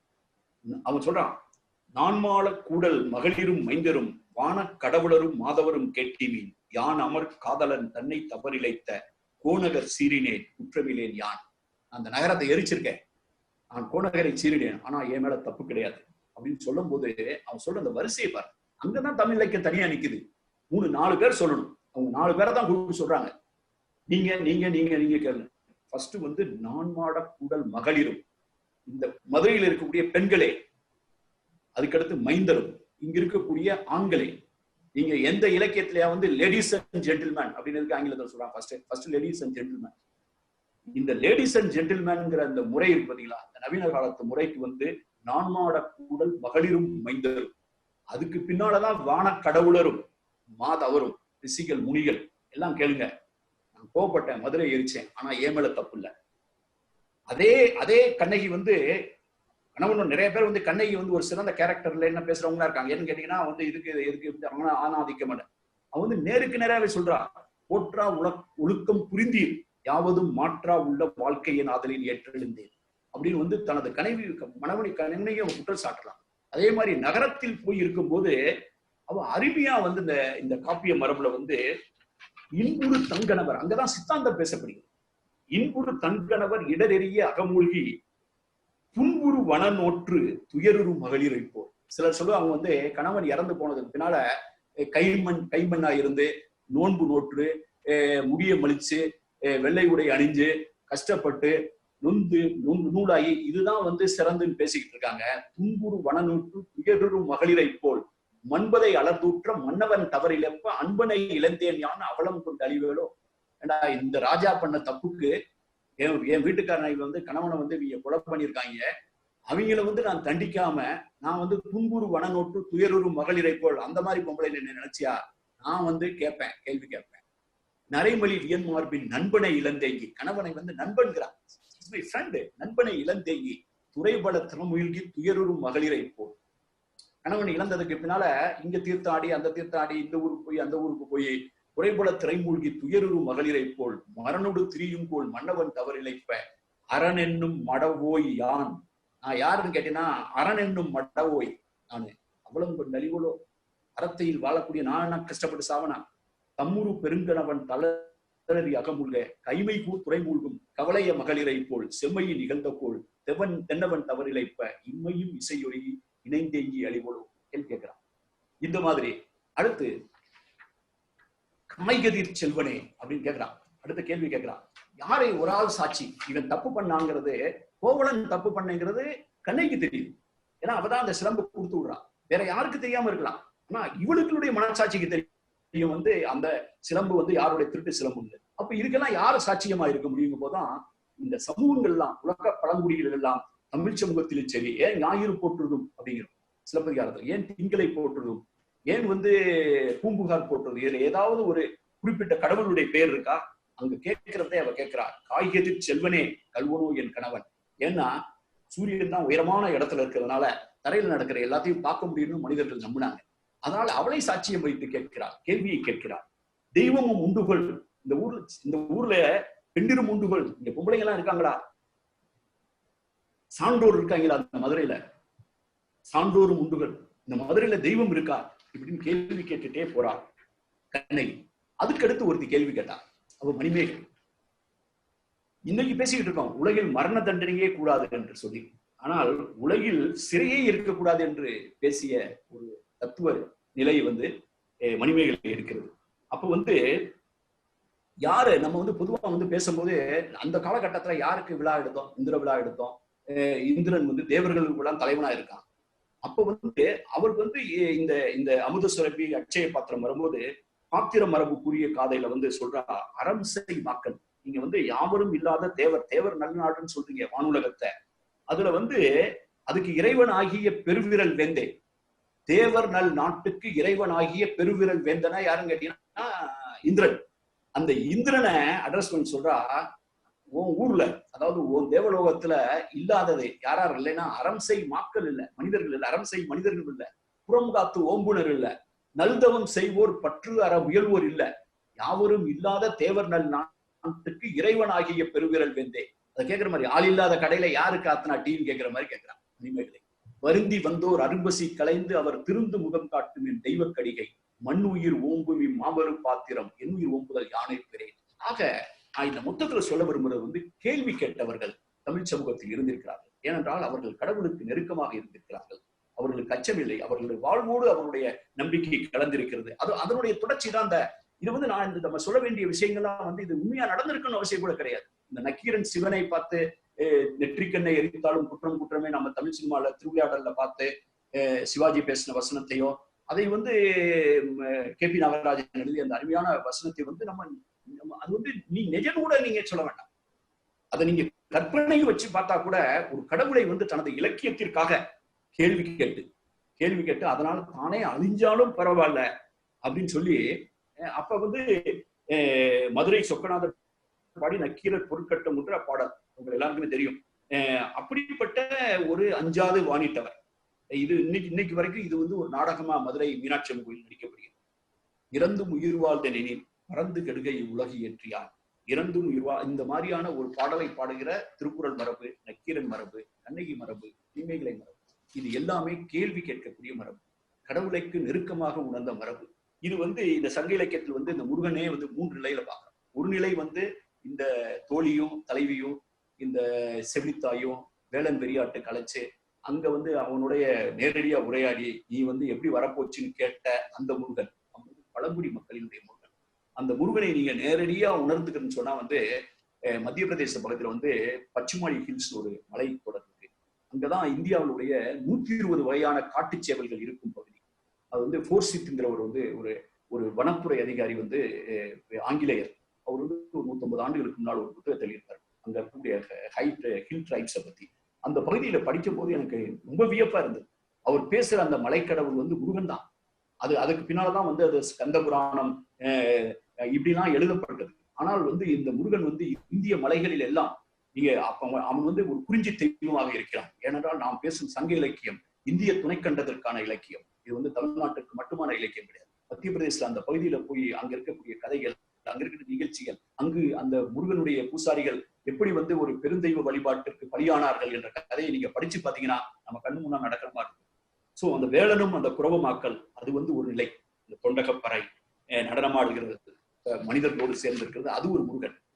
அப்புறம் வந்து தேவர்களை துன்புறுத்தி வந்த சூரனையும் குறிஞ்சா என்னும் மலையையும் முருகன் அளித்ததனால் அவருக்கு தனது மகளான தெய்வானையை இந்திரன் மனம் செய்து கொடுக்கிறார். அப்போ வந்து இந்திரன் மருமகனான முருகன். இந்த முருகன் வேற. இந்த முருகன் சங்க இலக்கியம் பதிவு பண்ணுது. பரிபாடல்ல வருது, முருகாற்றுப்படை திருமுருகாற்றுப்படையில வருது. ஆனா இதுல நீங்க ஒரு விஷயம் என்னன்னு கேட்டீங்கன்னா, இந்த தேவயானையை பற்றி பேசுகிற பரிபாடல் வந்து வள்ளியை பற்றி பேசவில்லை. எதுவும் முன்னால இருக்க முடியும். இன்னும் வந்து சொல்ல போனா அந்த கதைப்படி பாத்தீங்கன்னா தேவயானையை முதல்ல கல்யாணம் பண்ணிட்டு அதுக்கு பின்னால வந்து ஒரு களவு மனமாக மலைப்பகுதி போகும்போது வள்ளியை திருமணம் செய்து கொண்டதால் தேவயானை வந்து கோபப்பட்டதாகவும் அழுததாகவும் மலையை வரவழைத்ததாகவும் திருப்பரங்குன்றத்தில் வந்தது பரிபாடல் பாடல்கள்லாம் போகும். இது ரெண்டுமே இந்த ரெண்டு திருமணம் வந்து இரு வகையிலான திருமணம். அதாவது முறைப்படி இந்த மாதிரியான சடங்குகள் பற்றி நடந்த திருமணம். அங்க வந்து முருகன் வந்து ஒரு இன்னொரு நிலையில் இருக்கிறார். சில கோயில்கள் வந்து முருக வழிபாட்டு கோயில்களை பற்றிலாம் திருமுருகாற்றுப்படை சொல்கிறது. அதே மாதிரி பரிபாடல் சொல்கிற முருகன் வந்து எப்படி திருவிளையாடல் புராணத்துல கண்ணகி இல்லை. திருவிளையாடல் மதுரை இல்லாத திருவிளையாடல் புராணம் நீங்க கற்பனை பண்ணி பார்க்க முடியுமா? மதுரை இல்லாத திருவிளையாடல் புராணமா? கண்ணகி இல்லாத மதுரையா? ஆக எங்கோ ஏதோ ஒரு இடத்தில் வந்து நமது வரலாறு, நமது இலக்கியங்கள் கற்பிக்கப்படுகின்றன, நம் மீது ஏற்றப்படுகின்றன. இதை படிச்சு புரிஞ்சுக்கிறதுக்கு வந்து நம்ம வந்து ரொம்ப உள்ள போய் இந்த ஆந்த்ரோபாலஜிக்கல், மானுடவியல், சோசியாலஜி, ஹிஸ்டரி, கல்ச்சரல் ஹிஸ்டரி இது எல்லாம் சேர்ந்து பார்க்கணும். இது எல்லாம் பேசினதுனால நான் வந்து இந்த கேள்வி, இந்த முருகன் எந்த முருகன்? இந்த முருகன் எந்த முருகன்? இந்த முருகன் தான் நம் சொந்த முருகன். இந்த எந்த முருகன்னா இந்த சொல்ற அந்த முருகன் இருக்குல்ல, அவளால் கடவுளை இப்படி பேச முடிந்தது? ஏனெனில் அவள் அறத்தோடு நின்றாள். அறத்தோடு நிற்பவர்கள் அஞ்சுவதில்லை. அறத்தோடு நிற்பவர்கள் அஞ்சுவதில்லை, ஆண்டவர்கள் ஆனாலும் ஆள்பவர்கள் ஆனாலும். ஏனெனில் அவள் அன்பால் உந்தப்படுகிறாள். அறத்திற்கே அன்பு சார்பு என்ப அறியார், மரத்திற்கு மகதே துணை அப்படின்னு சொன்னார். ஆக மலைமகன் தமிழர் தலைமகன். இந்த மலைமகன் ஆகிய முருகன் வந்து தமிழர் தலைமகன்.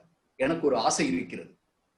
சங்க இலக்கியத்தின் குறிஞ்சி திணை பாடல்களை, வேலன் வெறியாட்டு பற்றிய குறிப்புகளை கையில் வைத்துக் கொண்டு இந்த உரையை கேட்கக்கூடிய உலகத் தமிழர்களில் ஒரு உந்துதல் பெற்ற ஒரு 10-20 பேரையாவது அழைத்துக் கொண்டு கையில் வைத்துக் கொண்டு சத்தீஸ்கரிலும் ஒரிசாவிலும் திராவிட பழங்குடிகளின் சாமியாடிகளின் வெறியாட்டை, குன்றப்புறவையை நான் உங்களில் விருப்பமுள்ள சிலருக்கு நேரில் சுட்டி காட்ட வேண்டும்.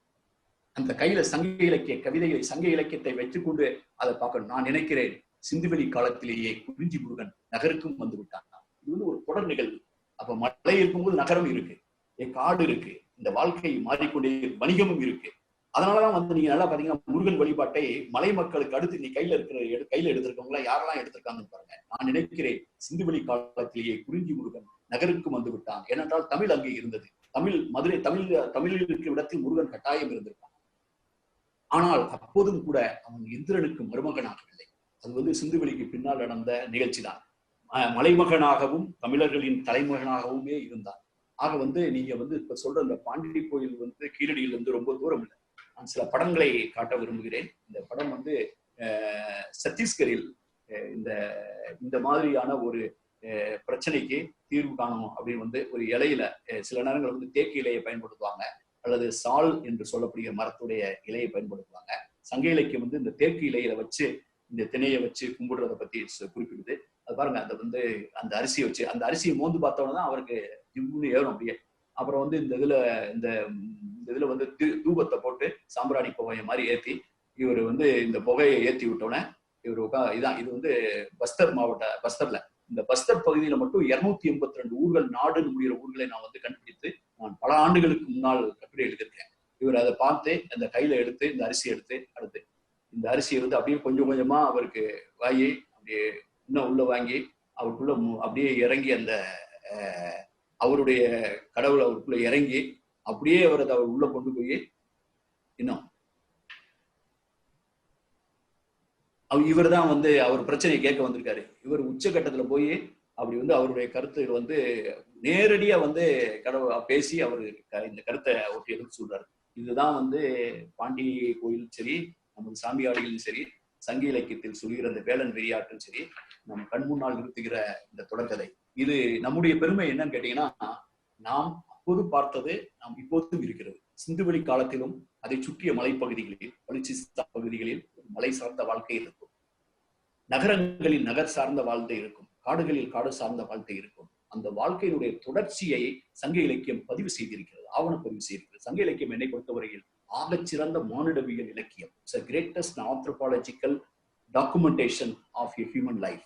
இந்திய துணைக்கண்டத்தினுடைய வரலாறை யாரேனும் சங்க இலக்கியம் இல்லாமல் புரிந்து கொள்ள வேண்டும் என்று நினைத்தார்கள் என்றால் அது சரியில்லை. இன்னும் சொல்ல போனா மேலமடையை பத்தி பேசும்போது எனக்கு கீழடி தான் யாவும். மேலமடைக்கும் கீழடிக்கும் வெகு தூரம் இல்லை, பாண்டிக்கும் முருகனுக்கும் வெகு தூரம் இல்லை, சிந்துவெளிக்கும் வைகைக்கும் வெகு தூரம் இல்லை. இந்த இரண்டையுமே இணைக்கிற பாலமாகத்தான் சங்க இலக்கியம் இருக்கிறது. ஏனென்றால் அது நாம் வரவு வைத்துக் கொண்ட நமது பட்டறிவு களஞ்சியம். ஆகவே இந்த கடவுள் ஆகினும் ஆக என்று சொல்லி தமிழ் தனக்கு வரவு வைத்துக் கொண்ட உரிமை